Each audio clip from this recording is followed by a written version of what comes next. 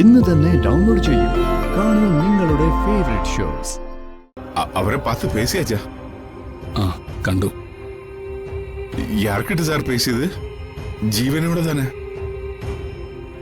ജീവനല്ല, JR.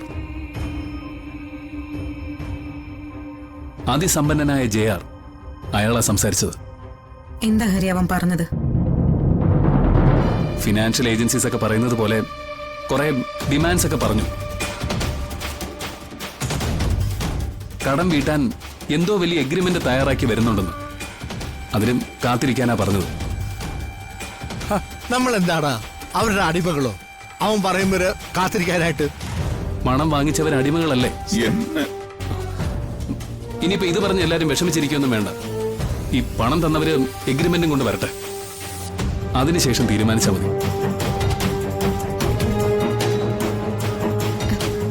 എല്ലാവരും വല്ലതും കഴിച്ചിരുന്നോ? അതോ ഇതെന്താണെന്ന് അറിയാൻ വേണ്ടി പട്ടിണി കിടന്നോ?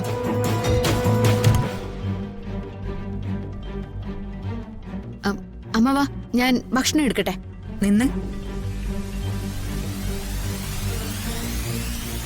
വഴിയിൽ വെച്ച് തീരുമാനം എടുത്തോ. ഇവിടെ വരുമ്പോ ടെൻഷനും സങ്കടവും ഒന്നും പാടില്ലെന്ന്.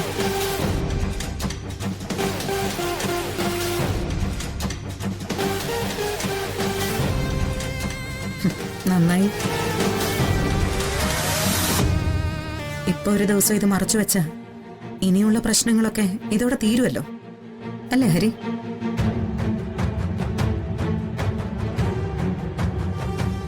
ആന്റി, ഈ കാര്യത്തിൽ നമ്മൾ പരസ്പരം എന്തു പറയാനാ?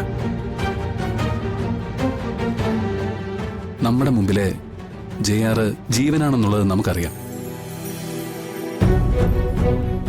അവൻ വലയെറിഞ്ഞ് നമ്മളെ പിടിച്ചിട്ടുണ്ടെങ്കിൽ അത് കൊല്ലാനാണെന്നുള്ളത് നമുക്കറിയാം.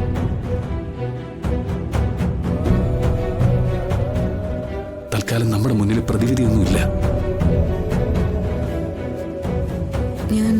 ഞാൻ അവനെ ചെന്നൊന്ന് കാണട്ടെ. കാല് പിടിച്ചിട്ടാണെങ്കിലും ഞാനൊന്ന്. അമ്മയ്ക്ക് വേറെ ജോലിയൊന്നുമില്ലേ? അമ്മയുടെ അന്തസ് കളയുന്നല്ലാതെ വേറെ എന്താ പ്രയോജനം? അമ്മ അയാളുടെ കാൽക്കലിൽ ചെന്ന് വീഴുന്നതിനേക്കാൾ അയാൾ തരുന്ന ശിക്ഷ ആയുഷ്കാലം അനുഭവിക്കുന്നതാ നല്ലത്. സുജാത, പിള്ളേര് പറയുന്നതിലും കാര്യമുണ്ട്. സുജാത ഒന്നും പോകണ്ട. അല്ലാതെ ഇതെങ്ങനെ പരിഹരിക്കും രാമകൃഷ്ണേട്ടാ?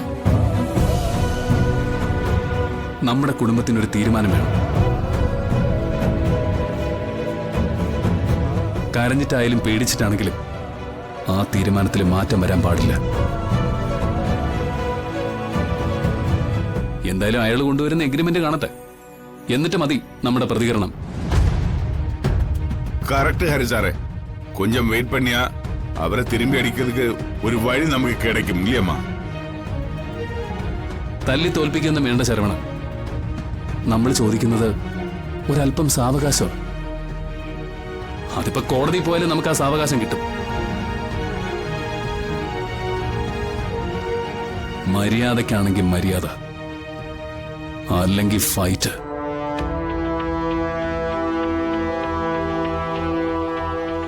അതാ നമ്മുടെ കുടുംബത്തിന്റെ തീരുമാനം.